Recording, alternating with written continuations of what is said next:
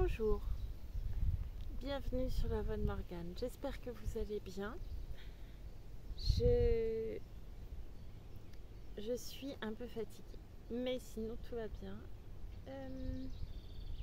Je vais reprendre la lecture de Jane Eyre de Charlotte Brontë.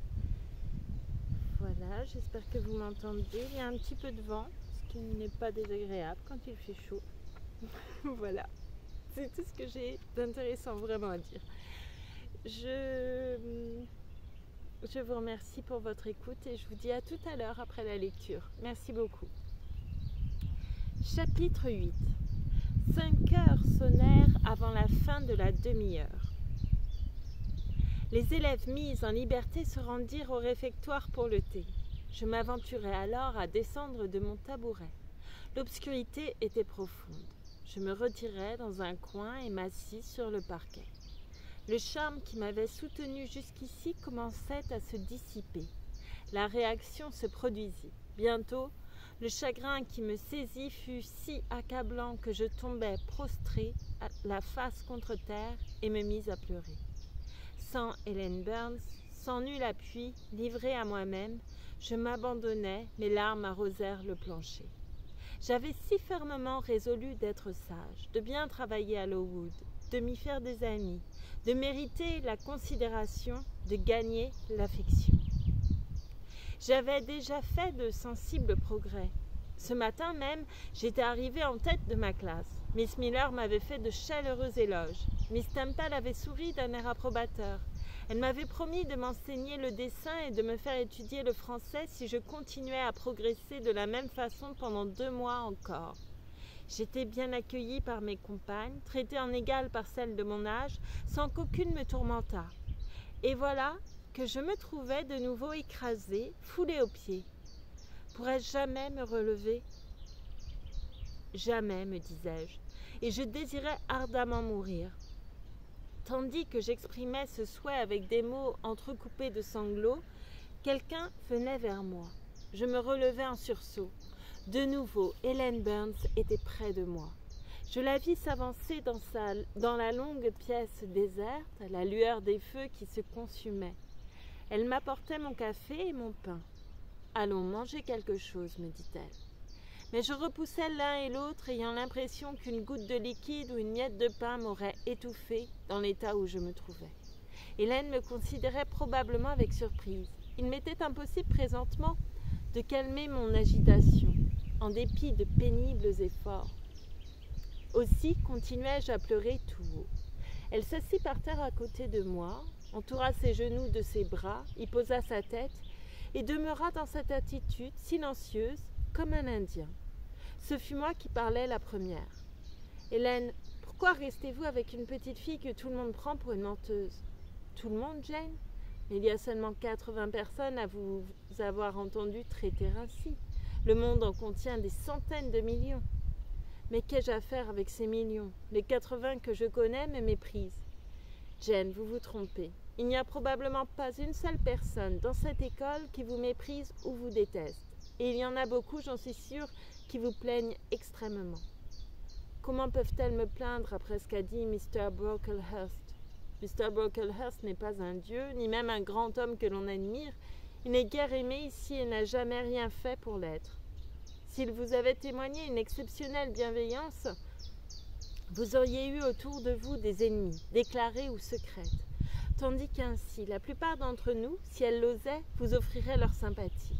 Il se peut que les maîtresses et les élèves vous regardent avec froideur pendant un jour ou deux, cachant dans leur cœur les sentiments affectueux qu'elles ont pour vous.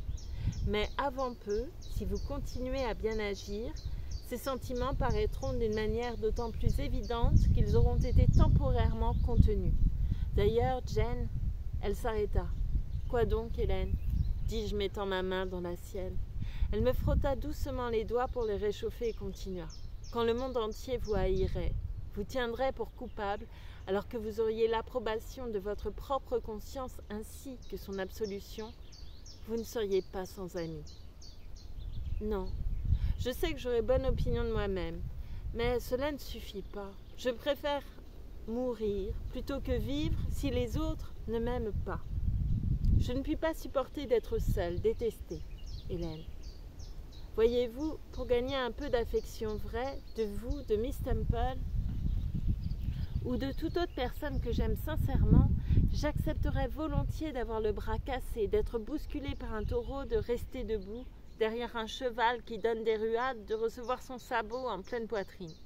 Calmez-vous, Jane. Vous vous préoccupez beaucoup trop de l'amour des êtres humains. Vous êtes trop impulsive, trop véhémente. La souveraine main qui créa votre corps, lui insufflant la vie, vous a pourvu de richesses qui dépassent votre être fragile ou les créatures aussi faibles que vous. Par-delà cette terre, par-delà la race des hommes, il y a un monde invisible, un royaume des esprits. Ce monde nous entoure car il est partout. Ces esprits veillent sur nous car ils ont mission de nous protéger.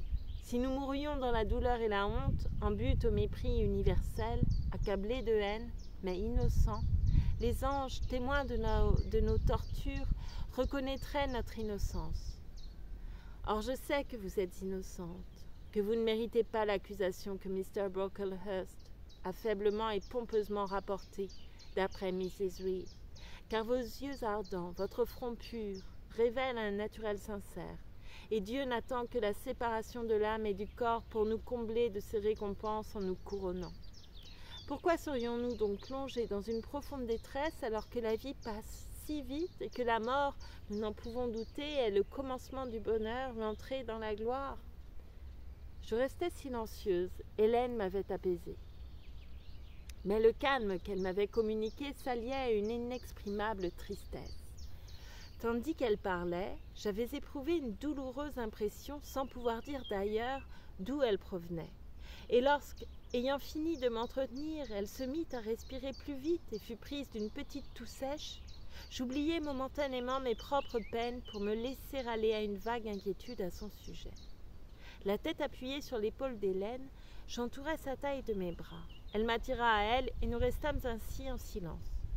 Peu de temps s'était écoulé depuis que nous étions assises ainsi lorsque quelqu'un entra.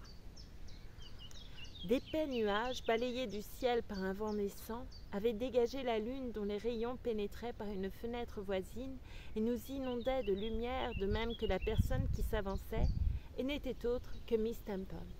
« Je venais à votre recherche, Jane Eyre, dit-elle.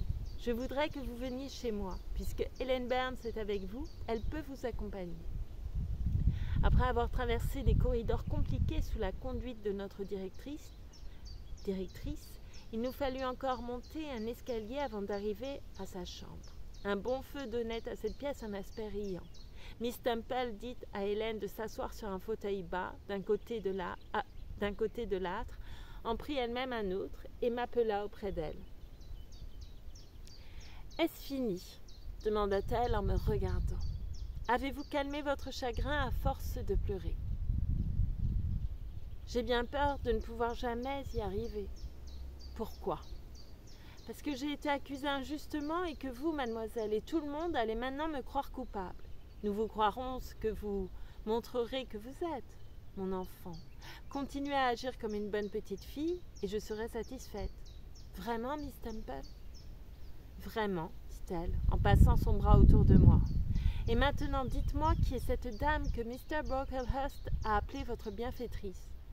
C'est Mrs. Reed, la femme de mon oncle. Mon oncle est mort. Il m'avait confié à ses soins. Ne vous a-t-elle pas adopté de son propre gré ? Non, mademoiselle. Elle fut bien fâchée d'y être contrainte. Mais d'après ce que j'ai souvent entendu dire aux domestiques, mon oncle, avant de mourir, lui avait fait promettre de ne jamais m'abandonner. Eh bien, Jane, vous savez, ou du moins je vais vous apprendre que lorsqu'un criminel est accusé, on lui permet toujours de présenter sa défense. Vous avez été accusé de mensonge, défendez-vous de votre mieux. Dites toute la vérité telle que votre mémoire vous la rapporte. N'ajoutez, n'exagérez rien. Je résolus dans le fond de mon cœur d'être très modérée, très exacte. Ayant réfléchi durant quelques minutes afin de mettre de l'ordre dans ce que j'avais à dire, je lui racontais toute l'histoire de ma triste enfance. Épuisée par l'émotion, je m'exprimais avec moins de fougue que je ne le faisais généralement en développant ce pénible sujet. Avertie par Hélène de ne pas me complaire dans des sentiments de rancune, J'eus soin de mettre dans mon récit beaucoup moins d'aigreur et d'amertume qu'à l'ordinaire. Ainsi contenu, simplifié, il parut plus digne de foi. En le poursuivant, je sentis que j'avais tout le crédit de Miss Temple. Au cours de ce récit, j'avais parlé de la visite que m'avait faite Mr. Lloyd après ma syncope, n'oubliant jamais l'épisode terrible pour moi de la chambre rouge, dont les détails me causaient une excitation qui ne manquait pas d'être quelque peu excessive. Rien, en effet, ne pouvait atténuer dans mon souvenir les spasmes d'angoisse qui m'étreignirent le cœur lorsque Mrs. Reed repoussa avec dédain ma déchirante supplication pour obtenir mon pardon et m'enferma, pour la seconde fois, dans la chambre obscure et hantée. J'avais terminé. Miss Temple me regarda quelques minutes en silence et dit « Je connais un peu Mr. Lloyd. Je vais lui écrire. Si sa réponse confirme votre récit, vous serez publiquement lavé de toute imputation. Pour moi, Jane, vous l'êtes dès à présent. » Elle m'embrassa.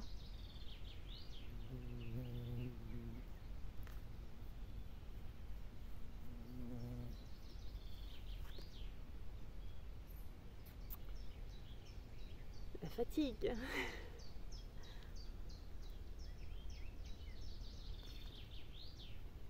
Et l'émotion.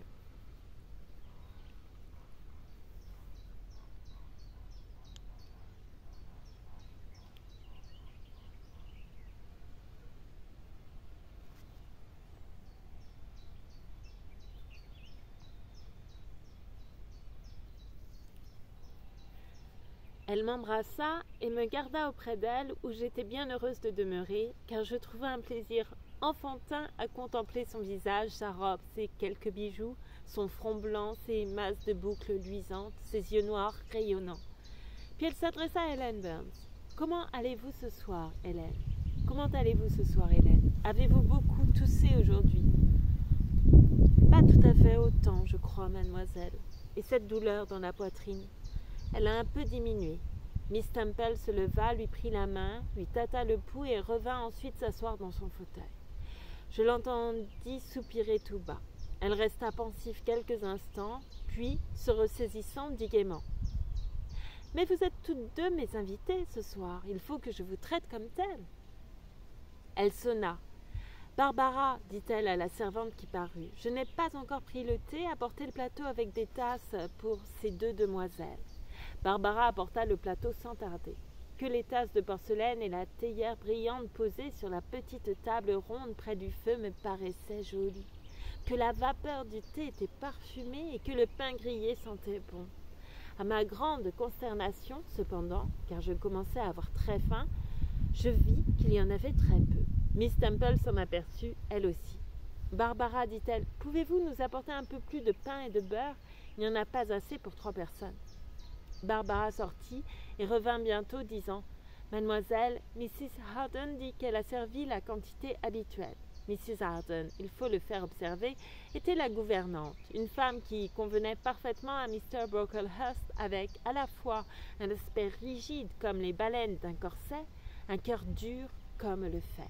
« Oh, très bien, répliqua Miss Temple. Il faudra donc nous en contenter, Barbara. » Et tandis que la servante s'éloignait, Miss Temple ajouta en souriant « Heureusement, il est en mon pouvoir, pour cette fois, de remédier à cette insuffisance. » Elle nous invita, Hélène et moi, à nous approcher de la table, plaça devant chacune de nous une tasse de thé avec un morceau de pain grillé délicieux, mais trop mince, et alla ouvrir un tiroir fermé à clé d'où elle tira un paquet enveloppé dans du papier. C'était un gâteau à l'anis de belle taille.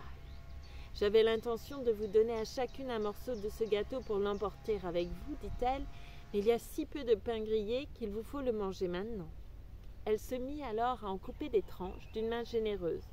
Nous festoyâmes ce soir-là, comme si l'on nous avait servi du nectar et de l'ambroisie, et le sourire heureux de notre hôtesse, qui nous regardait tandis que nous satisfaisions nos appétits voraces avec les mets délicats dont elle nous avait comblés, ne fut pas le moindre plaisir de cette réception. Lorsque le thé fut terminé, le plateau enlevé, Miss Temple nous fit revenir près du feu. Nous nous assîmes à ses côtés et il y eut alors Une telle conversation entre elle et Hélène que c'était véritablement un privilège d'être admise à la suivre.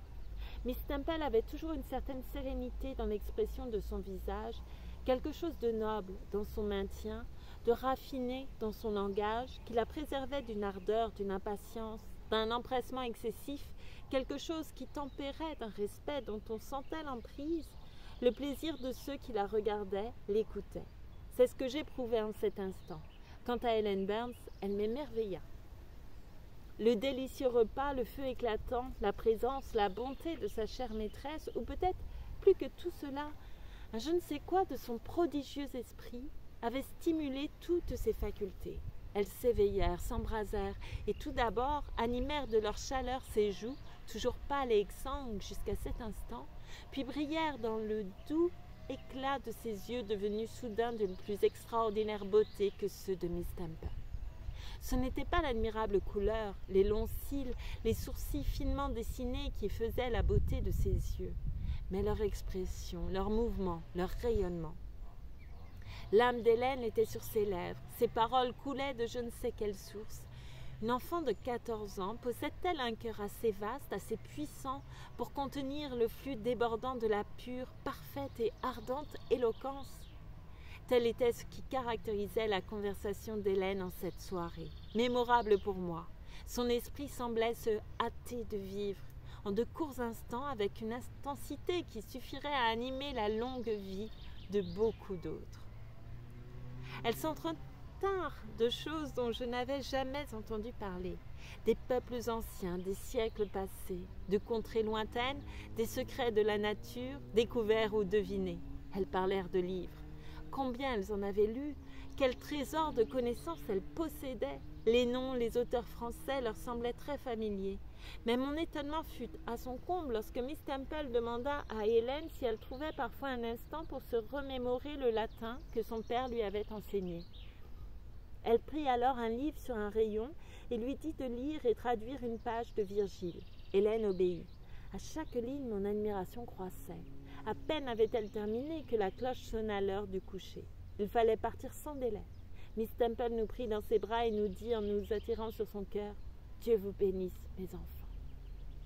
Elle retint Hélène un peu plus longtemps que moi. Elle la laissa aller avec plus de regret.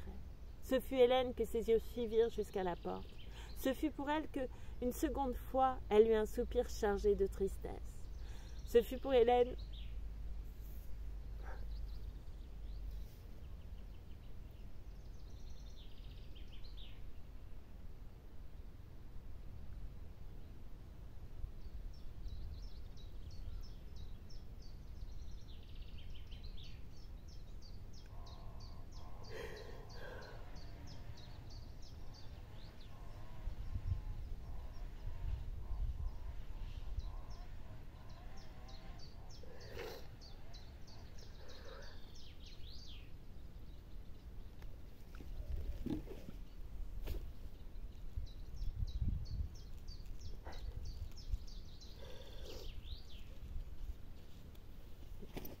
Pardon, excusez-moi. La fatigue. L'émotion.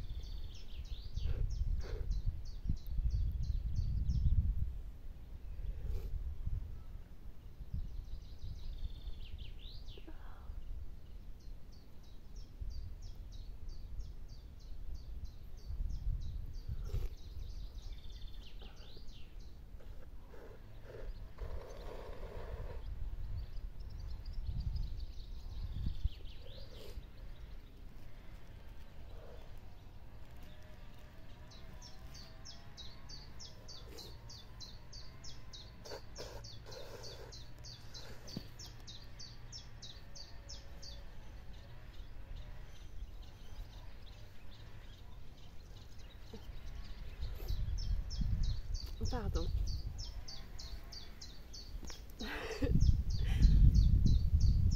Ce fut pour Hélène qu'elle essuya une larme sur sa joue. En arrivant au dortoir, nous entendîmes la voix de Miss Scatcherd qui passait les tiroirs en revue et venait justement d'ouvrir celui d'Hélène Burns. À notre entrée, Hélène fut accueillie par une aigre réprimande et avertie qu'elle porterait le lendemain, épinglée à l'épaule, une demi-douzaine de choses qui n'étaient pas pliées avec soin. Mes affaires étaient en effet dans un affreux désordre, me murmura Hélène à voix basse. J'avais eu l'intention de les ranger, mais je n'y ai plus pensé. Le lendemain matin, Miss Scatcherd écrivit sur un morceau de carton en gros caractères le mot « souillon », l'attacha comme un phylactère sur le front d'Hélène, large, doux, intelligent, empreint de bonté. Hélène le porta jusqu'au soir, avec patience, sans le moindre ressentiment, le considérant comme une punition méritée. À l'instant même où Miss Scatcherd se retira après la classe de l'après-midi, je courus à Hélène, arrachai l'écriteau, le déchirai, le jetai au feu. La colère dont elle était incapable avait bouillonné en moi tout le jour, et de grosses et chaudes larmes n'avaient cessé de brûler mes joues au spectacle de sa triste résignation qui me fendait le cœur. Une semaine environ après les incidents que je viens de raconter, Miss Temple, qui avait écrit à Mr. Lloyd, reçut sa réponse. Il apparut que son récit confirmait le mien. Elle convoqua l'école entière, annonça qu'une enquête avait été faite au sujet de l'accusation portée contre Jane Eyre et qu'elle était très heureuse de pouvoir la déclarer complètement lavée de toute imputation. Les maîtresses me serrèrent la main et m'embrassèrent, tandis qu'un murmure de plaisir parcourut les rangs de mes compagnes. Ainsi délivrée d'un douloureux fardeau, je me remis au travail avec une ardeur nouvelle, résolue à me frayer un chemin à travers toutes les difficultés. Je travaillai ferme et mon succès fut proportionné à mes efforts. Ma mémoire, qui n'était point naturellement sûre, s'améliora par l'exercice qui aiguisa aussi mon intelligence. Quelques semaines plus tard, je passai dans une classe supérieure. En moins de 2 mois, j'eus l'autorisation de commencer l'étude du français et du dessin. J'appris, ce jour-là, les 2 premiers temps du verbe « être » et fis l'esquisse de mon premier cottage, dont les murs, soit dit en passant, rivalisaient en inclinaison avec ceux de la tour penchée de Pise. En allant me coucher, ce même soir, j'oubliais de me préparer le repas imaginaire. Pommes de terre rôties, pain blanc, lait frais, digne banquet des Barmécides, dont l'illusion distrayait la faim dévorante qui me torturait. Au lieu de cela, je m'amusais à me représenter dans l'obscurité des tableaux de mon invention, des maisons, des arbres dessinés avec hardiesse, des rochers, des ruines pittoresques, des groupes d'animaux à la manière de cuits, de charmantes toiles où les papillons voltigeaient sur des roses non encore épanouies, où les oiseaux becquetaient des cerises mûres, où les nids de roitelets, faits de petites branches de lierre entrelacées, contenaient des œufs semblables à des perles. Et je me demandais quand il me serait possible de traduire couramment un certain petit livre de contes français que Madame Pierrot m'avait montré dans la journée. Je m'endormis avant d'avoir résolu ce problème de façon satisfaisante. Salomon avait bien raison de dire « Mieux vaut un dîner d'herbe et l'amour qu'un bœuf gras et la haine ». Je n'aurais pas, à présent, échangé Lowood et toutes ses privations contre Gateshead et son luxe de chaque jour. Chapitre 9. Mais les privations, ou plutôt les souffrances de Lowood, diminuaient. Le printemps venait, à vrai dire, il était déjà là. Les gelées de l'hiver avaient cessé, la neige avait fondu, les vents cinglants s'étaient adoucis. Mes misérables pieds écorchés et enflés sous l'influence de l'air mordant de janvier, j'avais été jusqu'à boiter, commençaient à présent à se guérir, à se calmer, sous l'influence des brises plus douces d'avril. La nuit, le matin, notre sang ne se glaçait plus dans nos veines par une température canadienne. L'heure de récréation passée dans le jardin devenait supportable, agréable, bienfaisante même, par une journée ensoleillée. Les parterres brunâtres se recouvraient d'une verdure chaque jour plus vive. Il semblait que l'espoir les parcourait pendant la nuit, laissant chaque matin des traces plus brillantes de ses pas. Les fleurs commençaient à se montrer parmi les feuilles, des personnages, des crocus, des oreilles d'ours pourpres et des pensées aux yeux d'or. Le jeudi après-midi, demi-journée de congé, nous faisions maintenant des promenades et trouvions des fleurs plus charmantes encore qui s'épanouissaient sous les haies du bord de la route. Je découvris aussi que, par-delà les hauts murs hérissés de pointes de fer de notre jardin, il y avait un spectacle ravissant dont on pouvait jouir et que seul l'horizon limitait. De nobles sommets entouraient un large vallon riche en verdure et en ombrage, où coulait un ruisseau limpide rempli de pierres brunes aux remous étincelants. Comme ce paysage m'avait paru différent quand je l'avais vu étendu sous le ciel de plomb de l'hiver, raidi par le gel, enseveli sous la neige, quand des brouillards aussi froids que la mort erraient sous l'impulsion des vents d'est, le long des cimes empourprées et redescendaient en tournoyant vers les prairies sur les bords du ruisseau pour se fondre dans ces brumes glacées.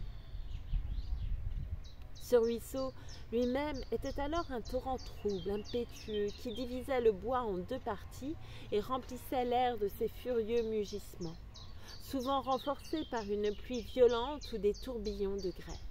La forêt sur ses rives n'offrait à la vue que des rangées de squelettes. Avril passa, et ce fut mai, un mois de mai resplendissant et serein. Chaque jour, un soleil placide brillait dans un ciel bleu. De douces brises soufflaient de l'ouest ou du sud. La végétation croissait maintenant avec vigueur. L'eau dénoua ses tresses et devint tout vert, tout fleuri. Une vie majestueuse était rendue au squelette de ces grands ormes, de ces frênes, de ces chênes. Les plantes jaillissaient à profusion dans ses profondeurs. D'innombrables variétés de mousse emplissaient ses creux, et la splendeur de ces primes verts sauvages donnait l'étrange illusion que la lumière du soleil émanait de la terre. J'ai vu l'or pâle de leurs pétales briller dans des endroits pleins d'ombre, comme des éparpillements de l'éclat le plus doux. Je jouissais de tout cela souvent et avec plénitude, librement, sans aucune surveillance, presque seule. Il y avait à cette liberté, à ce plaisir inaccoutumé, une cause dont il convient à présent de parler. N'ai-je pas décrit là un lieu agréable à habiter, niché ainsi au milieu des collines, des bois, au bord d'un ruisseau? Sans nul doute. Mais ce lieu était-il sain? Était-il malsain? C'est là une autre question. Ce vallon boisé dans lequel se trouvait Lowood était le berceau du brouillard et des épidémies qu'il engendrait. Les germes de maladie se développèrent sous l'influence d'un printemps fécond, s'infiltrèrent dans l'orphelinat, apportant le typhus dans ses salles de classe, ses dortoirs surpeuplés, et même avant le début de mai, l'école fut transformée en hôpital. La plupart des élèves, mourant presque de faim, souffrant de rhume que l'on ne soignait pas, étaient prédisposés à la contagion. 45 sur 80 tombèrent malades en même temps. Les classes furent suspendues, le règlement se relâcha, et les quelques élèves qui continuèrent à se bien porter jouirent d'une liberté presque illimitée parce que, pour les maintenir en bonne santé, le médecin insistait sur la nécessité de fréquents exercices. En eût-il été autrement, que personne n'aurait eu le loisir de les surveiller ou de les retenir.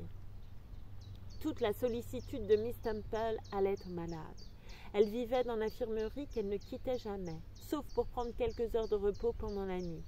Les maîtresses étaient entièrement occupées à faire des malles, à préparer le départ des élèves privilégiés qui avaient des amis ou des parents disposés à les éloigner du lieu de la contagion. Nombreuses furent celles qui, déjà touchées, ne rentrèrent chez elles que pour mourir. D'autres moururent à l'école et furent enterrées rapidement et en silence, la nature de la maladie n'autorisant aucun délai. Tandis que la maladie était ainsi devenue l'hôte de Lowood, que la mort y faisait de fréquentes visites, que la tristesse, la peur régnaient dans ses murs, que les chambres, les couloirs dégageaient des vapeurs aux odeurs d'hôpital, médicaments et pastilles luttant en vain contre les émanations mortelles, le mois de mai, sans le moindre nuage au ciel, brillait sur les fières collines et les bois magnifiques. Le jardin, lui aussi, était resplendissant de fleurs.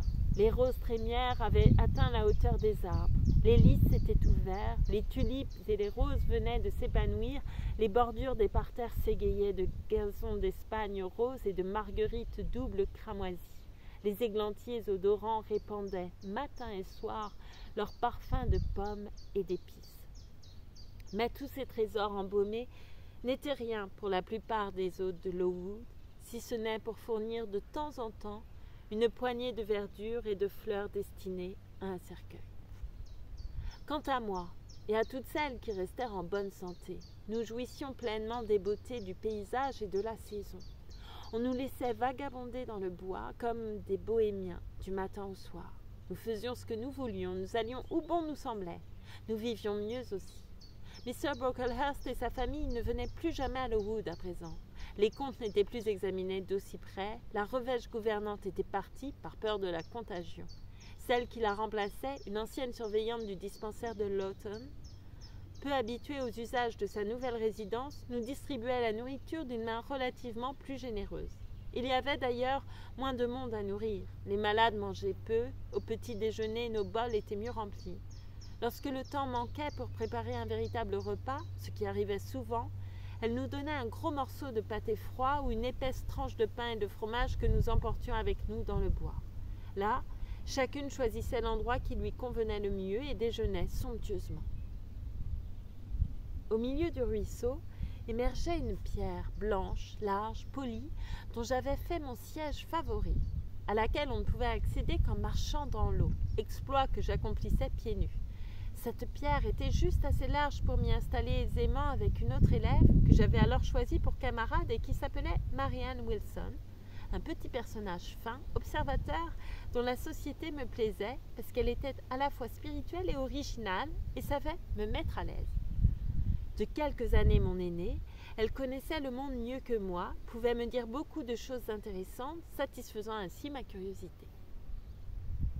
Elle était également pleine d'indulgence pour mes défauts, me laissait parler sans contrainte. Elle avait le don de compter, moi celui d'analyser. Elle aimait à donner des explications tandis que je préférais poser des questions, ainsi nous entendions-nous à merveille, et si ce commerce ne favorisait pas notre perfectionnement, il nous donnait beaucoup d'agréments. Mais où, pendant ce temps, était Helen Burns? Pourquoi ne passais-je pas ces charmantes journées de liberté avec elle? L'avais-je oubliée, ou étais-je assez indigne pour m'être fatiguée de sa pure société? Il est bien certain que Marianne Wilson, dont j'ai parlé, ne valait pas ma première amie.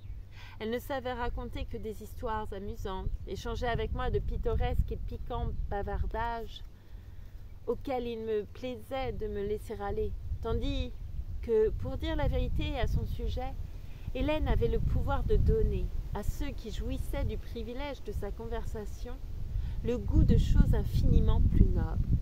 En vérité, lecteur, je savais, je sentais tout cela, et bien que je sois une créature imparfaite, avec de nombreux défauts et peu de qualités pour les racheter, je ne me suis jamais lassée d'Hélène Burns. Mon cœur ne fut jamais animé d'un sentiment d'affection plus fort, plus tendre et respectueux que celui que j'éprouvais sans cesse pour elle.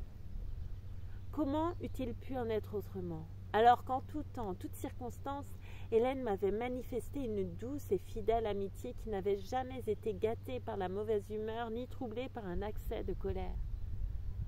Mais Hélène était malade à présent. Il y avait plusieurs semaines que je ne la voyais plus. On l'avait emmenée dans je ne savais quelle chambre d'en haut. Elle n'était pas, m'avait-on dit, dans la partie de la maison transformée en hôpital, avec les élèves malades de la fièvre, car elle était atteinte de consomption, non de la fièvre typhoïde. Dans mon ignorance, je m'imaginais que la consomption était un mal bénin, que le temps et les soins ne manqueraient pas de guérir.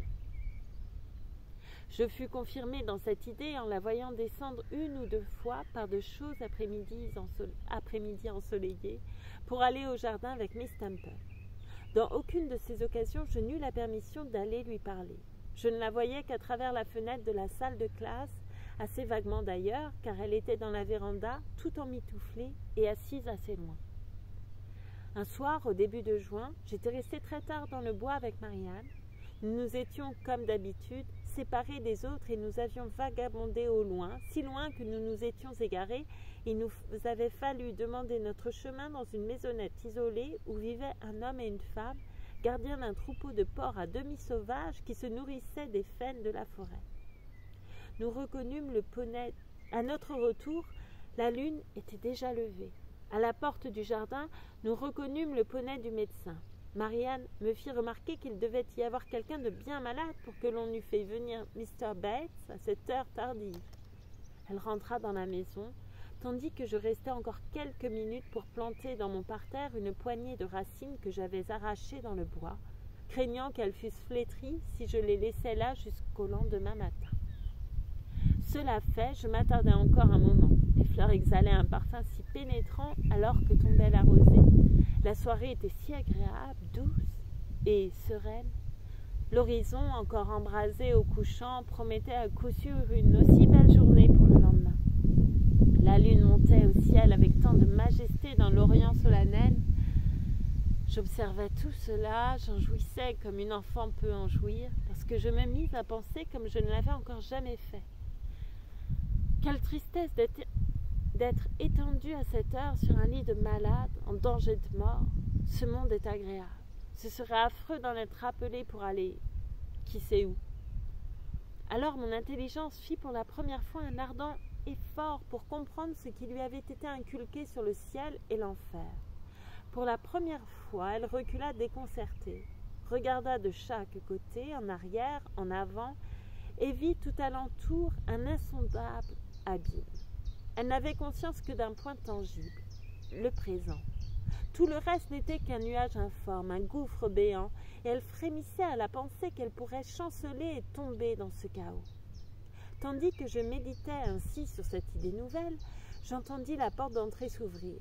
Mr. Bates sortit avec une infirmière qui l'accompagna jusqu'à son cheval. Quand il fut parti, elle allait fermer la porte lorsque je courus à elle. « Comment va Hélène Burns ?»« Très mal, » répondit-elle. « Est-ce elle que Mr. Bates est venu voir ?»« Oui. »« Que dit-il à son sujet ?»« Il dit qu'elle n'est pas ici pour longtemps. » Si cette phrase avait été prononcée devant moi la veille, elle m'aurait seulement suggéré qu'Hélène allait retourner chez elle, dans le Northumberland. Je n'aurais pas soupçonné qu'elle signifiait qu'Hélène était mourante. Je le compris alors instantanément. Ce fut clair dans mon esprit qu'Hélène Burns comptait ses derniers jours en ce monde et qu'elle allait être emportée dans celui des âmes, s'il existe. Je fus frappé d'horreur, je tressaillis de douleur, puis j'eus le désir, le besoin de la voir. Je demandai dans quelle pièce elle était. « Elle est dans la chambre de Miss Temple, » dit l'infirmière. Puis-je monter lui parler ? « Oh non, mon enfant, jamais de la vie. Il est d'ailleurs l'heure de rentrer, vous attraperez la fièvre si vous restez dehors quand tombe la rosée. » L'infirmière ferma la porte d'entrée. Je rentrai par la petite porte qui conduisait à la salle de classe où j'arrivais juste à temps, car il était 9 heures, et Miss Miller appelait les élèves pour les envoyer au lit. Environ 2 heures plus tard, il devait être près de 11 heures, incapable de m'endormir et supposant d'après le parfait silence du dortoir que mes compagnes étaient toutes plongées dans un profond sommeil, je me levai doucement, passai ma robe par-dessus ma chemise de nuit et, sans chaussures, me glissai hors de la pièce à la recherche de la chambre de Miss Temple. Elle était située à l'autre extrémité de la maison, mais je connaissais le chemin. Dans le ciel d'été sans nuages, la clarté de la lune pénétrant çà et là par les fenêtres du corridor me permit de la trouver sans difficulté. Une odeur de camphre et de vinaigre brûlé m'avertit que j'approchais de la salle des malades. Je passai rapidement devant cette porte, redoutant d'être entendue par l'infirmière qui était de garde la nuit. J'avais peur d'être découverte et renvoyée au dortoir. Or, il me fallait voir Hélène. Il me fallait la serrer dans mes bras avant sa mort. Lui donner un dernier baiser, échanger avec elle une dernière parole.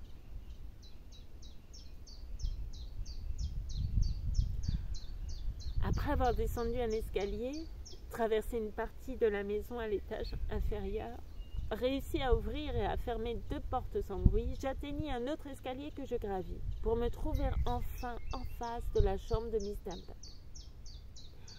Une lumière brillait à travers le trou de la serrure et sous la porte. Une profonde tranquillité régnait alentour.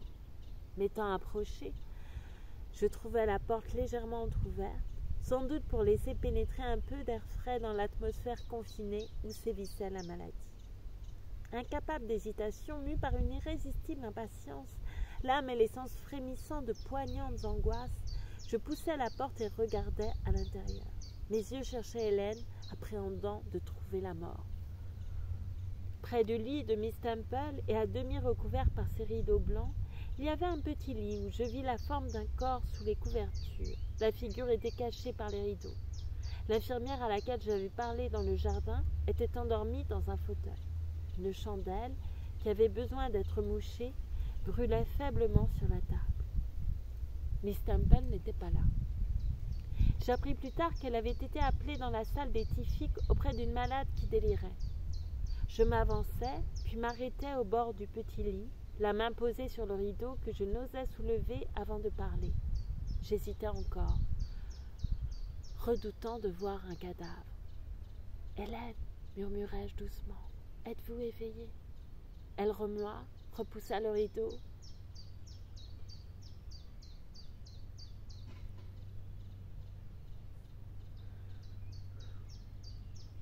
Et j'aperçus son visage pâle, émacié, mais profondément calme.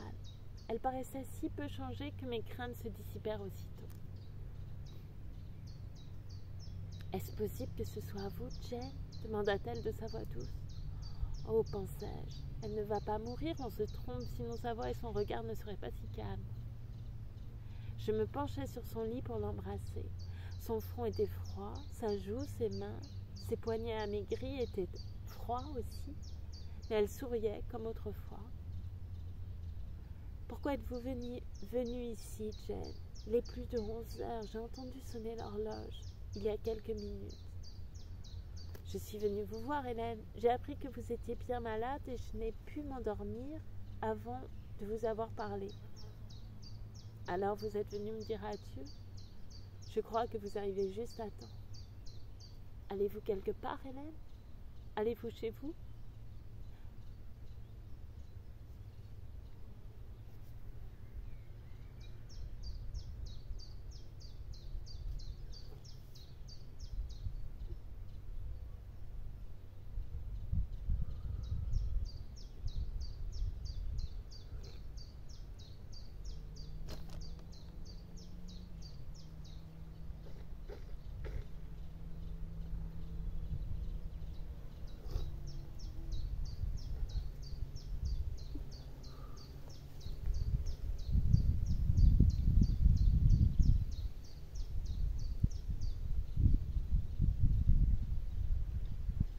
Oui, je vais au tombeau où j'aspire pour l'ultime séjour. Non, non, Hélène. Désespérée, je ne pus poursuivre. Tandis que je m'efforçais de dévorer mes larmes, Hélène fut prise d'une quinte de toux qui, cependant, ne réveilla pas l'infirmière. Quand l'excès fut passé, Hélène demeura épuisée quelques minutes. Enfin, elle murmura. « Jane, vos petits pieds sont nus. Couchez-vous et couvrez-vous de ma couverture. » C'est ce que je fis.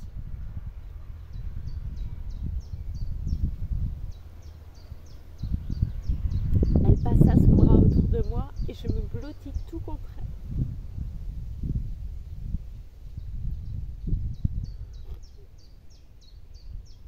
Après un long silence, elle murmura de nouveau. « Je suis très heureuse, Jane. Quand vous apprendrez ma mort, gardez-vous bien de vous en affliger. Il n'y a pas lieu de se désoler. Nous devons tous mourir un jour, et la maladie douce et lente qui m'emporte n'est pas douloureuse. J'ai l'esprit en repos. Je ne laisse à personne beaucoup de regrets, je n'ai que mon père qui vient de se remarier et à qui je ne manquerai guère. En mourant jeune, j'échapperai à de grandes souffrances. Je n'avais ni les qualités ni les talents nécessaires pour réussir pleinement dans le monde. J'aurais été continuellement en défaut. Mais où allez-vous, Hélène? Le voyez-vous? Le savez-vous? Excusez-moi.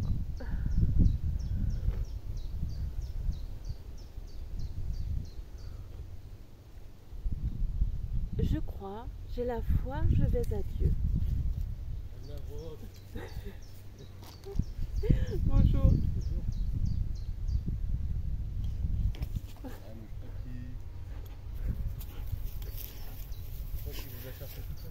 Ah oui.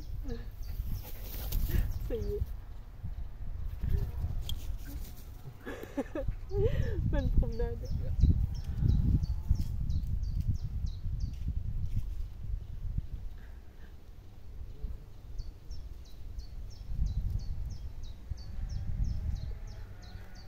Pardon.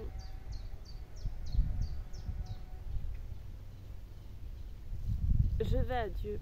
Où est Dieu? Qu'est-ce que Dieu? Mon Créateur est le vôtre, qui ne peut détruire ce qu'il a créé. Je m'en remets à lui sans réserve et me confie tout entière à sa bonté. Je compte les heures dans l'attente de l'heure solennelle qui me rendra à lui, qui me le révélera. Alors vous êtes sûre, Hélène, que le ciel existe, qu'il sera le séjour de nos âmes lorsque nous mourrons. Je suis sûre qu'il y a un état futur. Je crois à la bonté de Dieu. Je lui confie sans crainte mon âme immortelle. Dieu est mon Père, Dieu est mon ami. Je l'aime, je crois qu'il m'aime.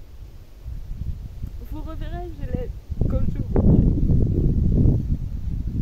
Sans nul doute.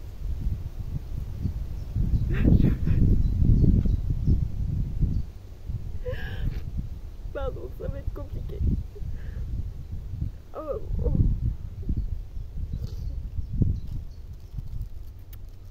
Et bien voilà. Pardon. Ah là là. Heureusement que je suis une fille prévoyante.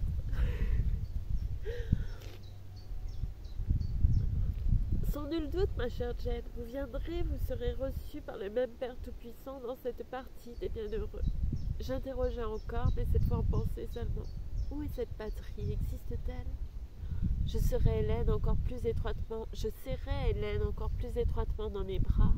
Elle m'était plus chère que jamais. J'avais l'impression de ne pouvoir la laisser partir et restait le visage blotti contre son cou. Elle dit alors d'un ton très doux que je me sens bien. Cette dernière canne de tout m'a un peu fatiguée. Je crois que je vais pouvoir dormir. Mais ne me quittez pas, Jane. J'aime à vous sentir près de moi. Je resterai avec vous, ma chère Hélène. Personne ne pourra m'éloigner d'ici. Avez-vous chaud, chérie? Oui. Bonne nuit, Jane. Bonne nuit, Hélène. Elle m'embrassa. Je lui rendis son baiser et nous nous endormîmes bientôt l'une et l'autre. Lorsque je m'éveillai, il faisait jour. Un mouvement inaccoutumé m'avait fait sortir de mon sommeil. Je vis que j'étais dans les bras de quelqu'un. L'infirmière me tenait, m'emportant à travers les corridors jusqu'au dortoir. Je ne fus pas grondée.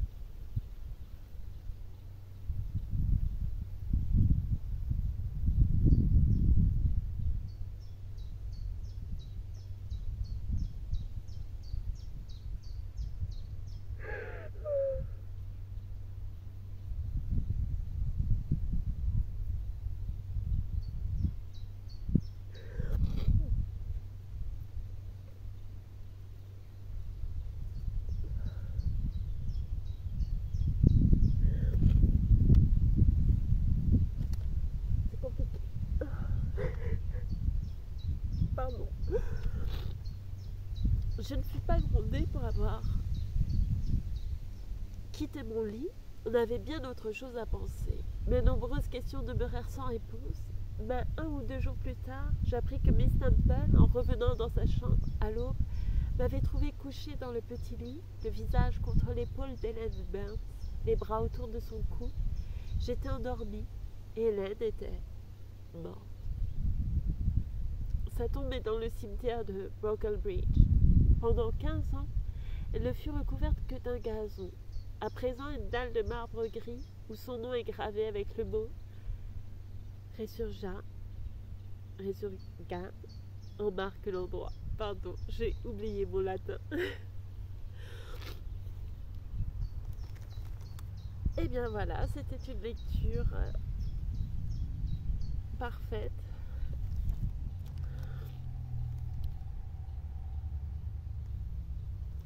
Ce chien que j'aime beaucoup est arrivé au bon moment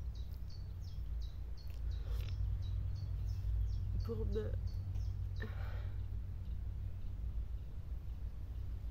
Je sais pas. Ouh là là. Pardon. Ah, j'ai la tête. Bon, bah, cette soirée ne va pas être évidente. On va tenter de faire au mieux. Excusez-moi pour ma voix toute encombrée. Excusez-moi de toute cette émotion. Mais c'est... Voilà. C'était émouvant et puis...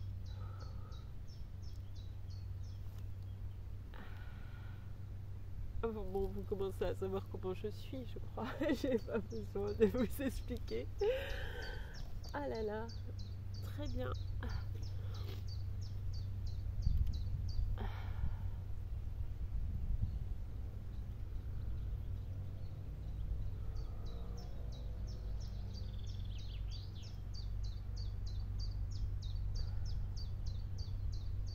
Je lis en ce moment un autre livre, Les entretiens sur la pluralité des mondes, c'est ça?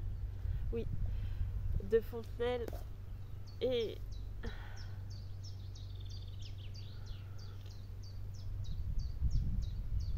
il y a des idées très racistes et suprémacistes. Et ça, on le donne à étudier aux jeunes, donc parce que c'est pour le bac 2026, mais bon, il n'y a pas que ça, hein, forcément. Voilà, c'est de la vulgarisation scientifique, il y a des choses intéressantes.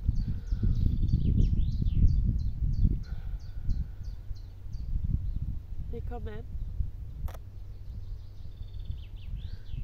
il y a d'autres livres qui sont très bien écrits et qui... Alors bien sûr, littérature française, bon là non, mais voilà.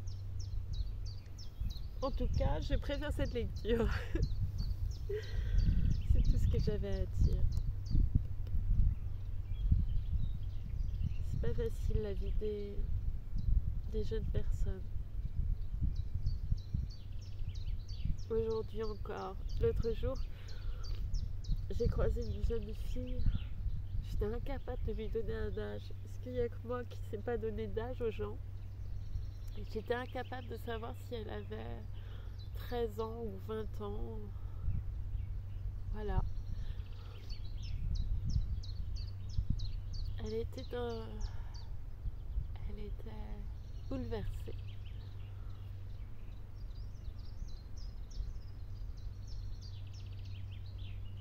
J'ai croisé dans une zone où il n'y avait pas grand monde.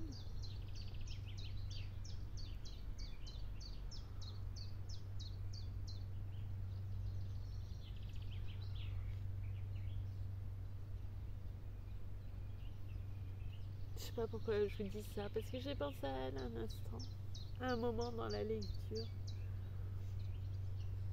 Et parce qu'elle m'a fait aussi penser à moi, de petits moments de ma vie, qu'elle m'a beaucoup touchée. Et je sais pas si j'ai bien agi ou non. Je me pose des questions comme ça des fois. Bon voilà, je vous remercie beaucoup pour votre écoute. Je continuerai cette lecture bientôt. J'espère que j'aurai des yeux plus ouverts. Et voilà. À très bientôt. Merci beaucoup. Et prenez soin de vous surtout.